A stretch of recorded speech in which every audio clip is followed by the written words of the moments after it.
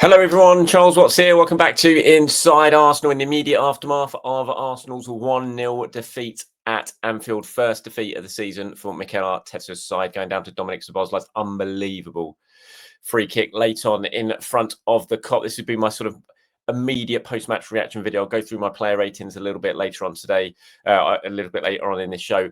Of course, tomorrow will be a far more in-depth reaction show, and I want your views on what you saw today in the game. Let me know in the comments below what you saw, what you thought of the game, what went wrong, what could Arsenal have done better, what could Mikel Arteta have done better, all those sort of things. Give me your views, give me your thoughts, and I'll pull some of them together and get them included in tomorrow's reaction show. And I can imagine what the sort of probably the majority rule. I've been having a quick look on the Discord, the Inside Arsenal Discord, after the full-time whistle before I started the show, and you could see the sort of, there's a level of frustration there from some. Others looking at it a little bit differently, but in terms of how Arsenal played this game, what they could have done a little bit more to go on and win this game. Look, I don't think Arsenal deserve to lose this game. It's an unbelievable goal from Szoboszlai, unbelievable. Unfortunately, as he was lining up to take it, I did say this is going top corner. You kind of felt it was about to happen, and there's not much you can do about that. Obviously, in the moment, you can't really do too much about it when someone just hits a free kick like that into the very, very corner. It was just an unbelievable strike, 32 yards out, stunning goal. But I do think how I'm feeling now in the immediate aftermath of this game, and I've just listened to Mikel do his sort of a post-match piece to Sky there, and he was talking about fine margins and everything like that, and how close it was, and it was a moment of brilliance, and it was, of course it was. But I do feel, and I said this in this morning's show, I do feel now my immediate reaction to it is that he just got the starting 11 wrong. I don't think Arsenal played badly today at all. They didn't play well, they didn't play great, certainly in an attacking sense, but it was just a pretty horrible game between two teams that totally cancelled each other out. I thought for 60 minutes, Arsenal were a better team. Liverpool did very, very little. Liverpool grew into it a little bit after that, started causing Arsenal a few more problems, not anything majorly serious until the free kick. But I just have that sense now that was a game Arsenal could have won. I just felt like I've been speaking about it in the build-up to the game, that I always had that nagging doubt in the back of my mind that he was going to go with the Mourinho route. And I'm not, Mourinho's a very good player. He's been great for Arsenal since he signed at times, especially when he was playing up front last season.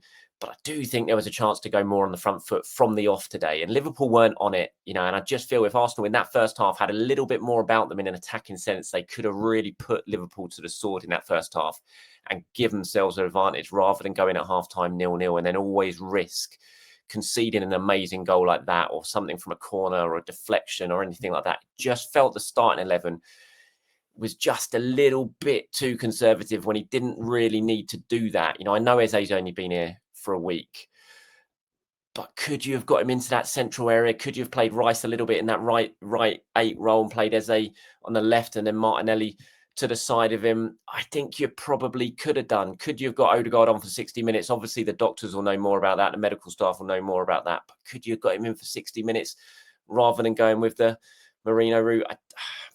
I just felt Arsenal missed a trick. It's my immediate thoughts of this game is that Arsenal missed a little bit of a trick here, that they could have won it if they'd have really gone from it from the start. But as soon as I saw that starting 11, it's just like,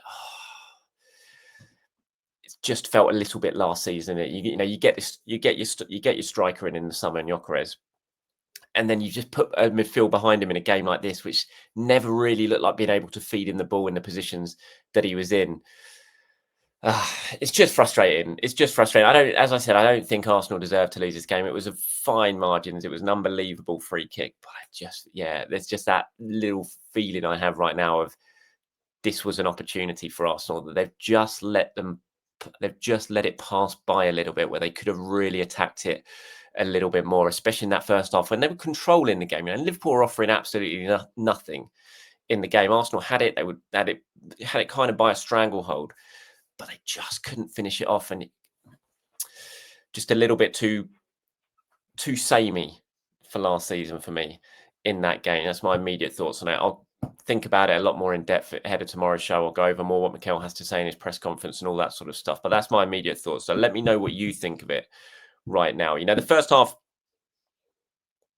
the way it started, I never felt nervous in that first half that Arsenal were going to concede. I thought, as I said, they controlled the game. They didn't have too many chances. I thought Madueke played very well on the right hand side. The one player who was really looking like he was going to do something was Madueke. He was causing Kirkaz problems every time he ran at him. On the other side, Martinelli really struggled. He looked totally bereft of any sort of belief or confidence.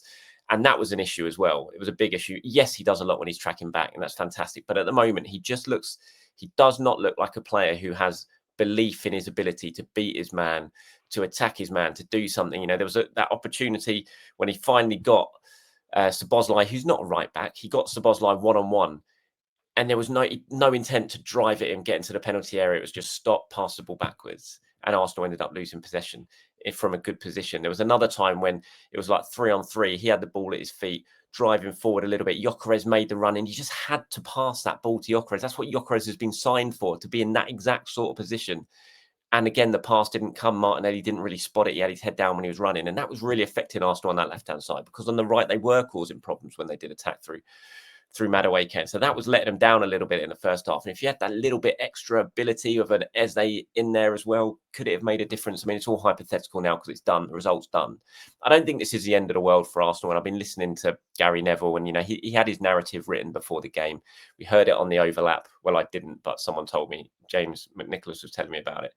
The whole narrative of Arsenal have to win at Anfield. I don't think they had to win at Anfield. If they'd have held out, if Szoboszlai hadn't scored that goal and it'd been 0-0, I'd have been sitting here thinking that's a perfectly fine result for me. But we've heard narrative already starting to come. Arsenal don't have the mentality to go on and win these big games. They don't have it in them, and they're always they're happy with a draw. I don't think they're happy with a draw, but I do sense today there is a little bit of point in what they are saying and how they approach the game. This just felt, of all the games against Liverpool at Anfield, this felt like more of an opportunity where they could have laid down a bit of a marker, showed a little bit different in terms of the way they wanted to attack and take the game to a Liverpool side who clearly have struggled defensively so far this season, and they just didn't do it enough. And Liverpool, fair play, they defended really well. Whenever Arsenal had set pieces, they defended really well. The key issue there, most of the set pieces were outswingers because they were coming down from the right-hand side, because that's where Arsenal were looking more threatening. That's where they were winning more corners, because Madueke was causing Kirkaz so many problems. On the other side, Arsenal just didn't win any corners, really, because Martinelli wasn't causing any problems down that side. So we never had the opportunity for Rice to whip in those in-swingers that can cause teams loads of problems. It was always the out-swingers, and Liverpool dealt with them really well. Van Dijk, Kanate, everyone, they dealt with them really, really well. So it's a blow, no doubt about it. It's a blow. You really wanted them not to lose this game, to have something to show from their trip to Anfield. They haven't had it. It's the first defeat at Anfield for a while for Arsenal. And it does feel like a little bit of a blow. It's very early in the season. It's not the worst result in the world. There's loads of football still to be played. But my immediate thoughts are they've just left something out there a little bit. There was an opportunity for them today, and they just haven't taken it. And I just feel that's a bit of a shame. They could have done a little bit more. Arteta could have done a little bit more. Even the substitutions in the second half, I felt they came 10 minutes too late, because you could sense that the mood had shifted a little bit, and Liverpool were getting on the ball, and it was like, okay, this is the time to make the change now. Go for it. And they just left it a little bit too long. So yeah, those are my thoughts on the game. I'm going to do my player ratings now. So David Raya in goal. I'm not having any criticism of David Raya for the free kick. That's a 1 in 1,000 free kick. Initially, I was like, when he was lining up, I was like, oh, he's left too big a gap over there. But by the time Szoboszlai takes that free kick, Raya's made 2 or 3 steps that direction anyway. So it's not like it was halfway across the goal. It was just an unbelievable strike. So I'm not going to criticise him for the goal. Passing wise, there was a couple of very nervy moments in that first half, and early in the second half, actually, from him, when I had my heart in the mouth with him doing stupid clearances from the back. But other than that, he was okay. I gave him a 6, David Raya. Anyway, I thought Timber played really, really well up against Gakpo.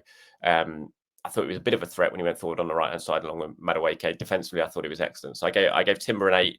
I gave obviously Saliba went off really, really early with the injury, which is a real shame. But I thought Mosquera did very, very well when he came on. Fair play. There was a couple of nervy moments in his early 5 minutes or so when I thought he was taking too long on the ball, when he was getting robbed of possession or something like that. But on the whole, to be thrown in for a game like that suddenly, unexpectedly, because of what happened to Saliba in the warm-up, and then ultimately after 5 minutes, I thought he did really, really well. Fair play to him. I gave him an 8, and I gave Gabriel an 8. I thought they were excellent. My man of the match was Calafiori. I have to say, I thought he was fantastic. Fantastic. He shut Salah down. We were talking before the game, weren't we? Saying maybe it's a game for Miles because he's more defensively solid. I always thought that Calafiori should start, and he did. But I thought defensively, which is always called into question with him, I thought he played Salah very, very well. He was my man of the match. I thought he had an excellent game. So I gave him an 8 as well. Zubimendi, I don't know. I mean, it was always going to be tough for him. He's never experienced Anfield or anything like that. He played okay, but I didn't think he was anything particularly special in that midfield. I gave him a 6. I thought Declan Rice played pretty well. Gave him a 7. Typically tireless performance from Declan Rice, but gave him a 7. I don't think Mourinho played badly. I thought he led the press in that first half. He won a lot of duels. He did exactly what you expect Mikel Mourinho to do. Unfortunately, he never really got in a position in the final third, which we know he can take advantage of from time to time. He didn't really get in those areas. So I gave Mourinho a 7. Madueke, I thought, was very, very lively. I'm not even going to say he lacked an end product. I thought the end product kind of was there. He put in a couple of good crosses. He had a shot that was blocked. So I just thought he had a good game, Madueke. I just thought he was Arsenal's best attacker without a shadow of a doubt. Gave him a 7. Gyökeres just wasn't really in the game. Made a few runs that weren't picked out. Muscled off the ball a little bit by Konate at times. There was a good physical battle between the two. Tough afternoon for him. He ran the channels as he always does. Didn't really get a sniff and didn't really get any supply route. Tough afternoon for him, just as it was at Old Trafford in Arsenal's last big away game. Gave him a 6, and Martinelli, I just thought it was a real struggle for Martinelli. Yes, he did well defensively, but look, we always say that about Martinelli, and that's great. But ultimately, he's a left winger. He's there to attack and to cause problems, not just to defend and to work hard. And today, in that first half, when he got on the ball in positions to really attack and try and hurt Liverpool, he just didn't do it at all. It was just a real struggle for him. As I said earlier, I just think he looks totally bereft of any confidence or belief at the moment, which is a real, real shame. And I don't think it's going to be too long until we see, in fact, I think it'll be the next game that we see Eze starting on the left-hand side against Nottingham Forest. I just thought he really, really struggled, Martinelli, and I gave him a 4.